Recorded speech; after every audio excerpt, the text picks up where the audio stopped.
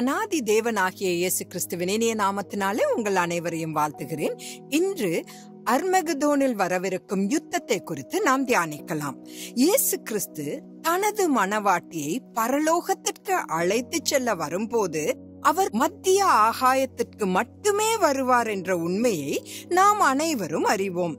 ஆனால் கள்ள திருத்துவத்தால், அதாவது சாத்தான், அந்தி கிறிஸ்து மற்றும் கள்ள தீர்க்கதரிசியால் செயல்படுத்தப்பட்ட பெரும் உபத்திரவத்திலிருந்து யூத மக்களை காப்பாற்ற அர்மகதோனில் போரிட வரும்போது இயேசு தம்முடைய பரிசுத்தவான்களுடன் ஒலிவ மலையில் இறங்குவார் என்றும் அந்த மலை இரண்டாக பிளவுபடும் என்றும் சகரியா தீர்க்கதரிசி 14வது அதிகாரத்தில் 3-4 வசனத்தில் எழுதியுள்ளார். இவ்விடமானது தீர்மானம் அல்லது முடிவெடுத்தலின் பள்ளத்தாக்கு என்று அர்த்தம் உள்ளதால் இந்த யுத்தம் அர்மகதோன் யுத்தம் என்று அழைக்கப்படுகிறது.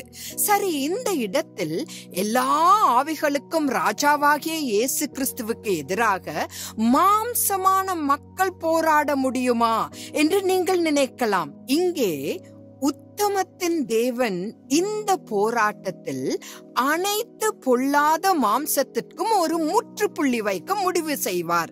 நியாயாதிபதிகள் 5வது அதிகாரம் 20வது வசனத்தில் இதே போன்ற யுத்தம் ஆவிகளுக்கும் மாம்சத்துக்கும் இடையே நடந்தது என்று நாம் வாசிக்கலாம்.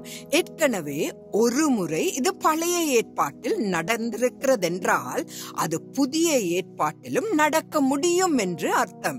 அந்தி கிறிஸ்துவின் 7 ஆண்டுகள் ஆட்சியின் முடிவில் மெகிதோ சமவெளியில் வரவிருக்கும் இந்த யுத்தத்தை பற்றி இன்னும் உங்களுக்கு ஏதேனும் சந்தேகங்கள் உள்ளதா?